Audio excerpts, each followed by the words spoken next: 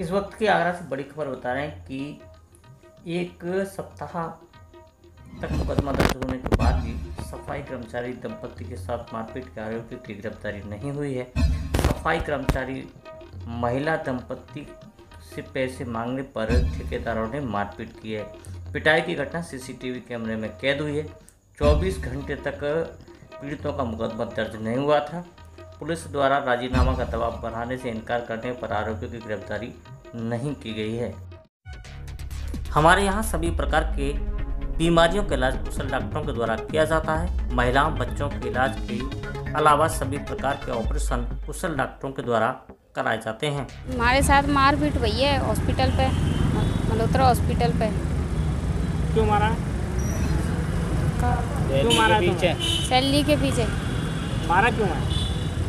किसने मारा है? दुर्गेश और विशाल ने। आपने पुलिस में रिपोर्ट करी है? हाँ सर, करी थी, पर कोई सुनवाई नहीं रही हमारी।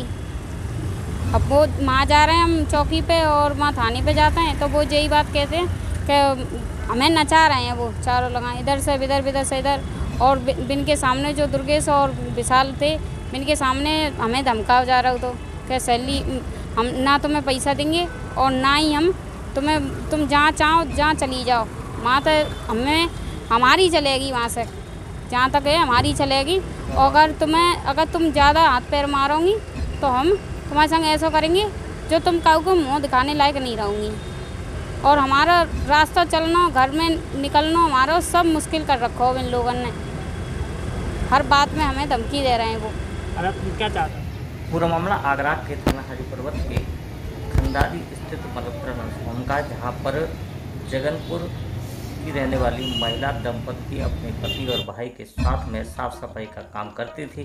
3 महीने का वेतन बकाया था। वेतन मांगने पर ठेकेदार दुर्गेश और विशाल के द्वारा डंडों से बुरी तरह उनके साथ में मारपीट की गई।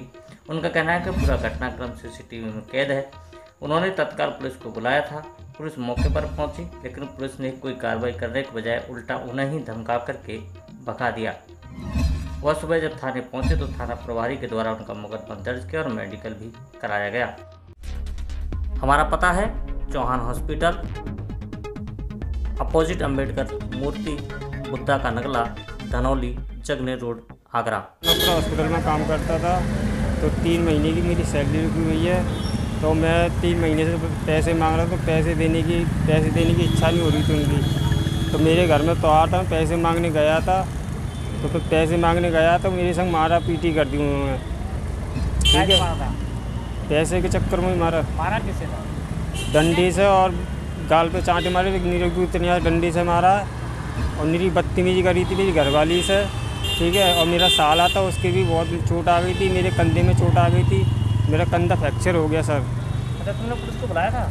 बुलाया था सर, रिपोर्ट भी करी थी मैंने, मगर हमारी कोई सुनवाई नहीं कर रहा। हमारी चौकी पे जाते हैं, वहाँ पे जाते हैं तो इधर उधर नचा रहे हैं, मगर कोई जवाब ही नहीं आ रहा उन दोनों के बारे में। अच्छा, वो क्या कह रहे हैं? मुझे ही कह रहे हैं कि कुछ भी कर लो, पुलिस वाले हमारी ही सुनेंगे बस।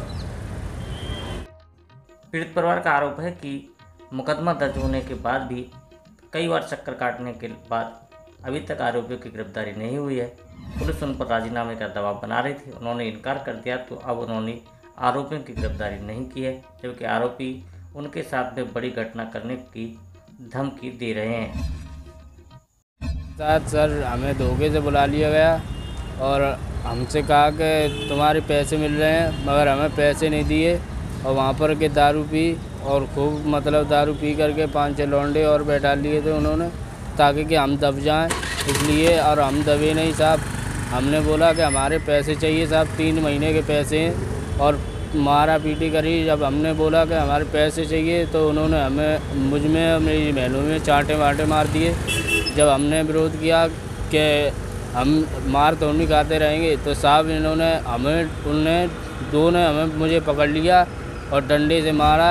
और डॉक्टर साहब जहाँ में हम काम करते हैं उसमें वीडियो भी दिखाई, मगर उन्होंने कोई भी पुलिस भी आई थी। और जब हम पुलिस वालों से मैंने बोला कि साहब मुझे बहुत मारा है, तो पुलिस वाले बोले कि तुम नशा करे हुए हो, मगर हमने कोई नशा नहीं किया हुआ था सर। हम लोग वहाँ से आए घर से, हमें धोखे से बुला लिया गया और साफ पुलिस। आप थाने गए थे रिपोर्ट करने के लिए? हाँ, थाने भी गए थे रिपोर्ट करने, 2 पुलिस वाले वहाँ भी आए थे हमारे पास, मगर उन्होंने कहा कि हाँ ठीक है हम करेंगे जो वो है।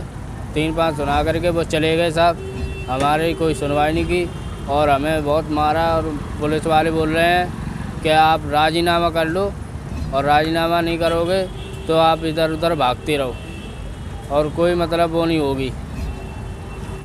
पीड़ित परिवार का आरोप है कि आरोपी उन्हें लगातार धमकी दे रहे हैं। महिला उससे इतनी भयभीत है कि अकेली घर से भी बाहर नहीं निकल पा रही है। उनका कहना है कि आरोपियों के द्वारा उनके साथ में ऐसी घटना करने की धमकी दी जा रही है जिससे वह समाज में मुंह दिखाने के लायक नहीं छोड़ेगी। पीड़ित परिवार आज अपनी व्यथा लेकर के डीसीपी सिटी सूरज राय के कार्यालय पहुंचा था, लेकिन उनसे मुलाकात नहीं होने की वजह से वह मायूस होकर के एक बार फिर लौट गया। अब देखने वाली बात होगी कि पुलिस उनके प्रार्थना पत्र पर क्या कार्रवाई करती है।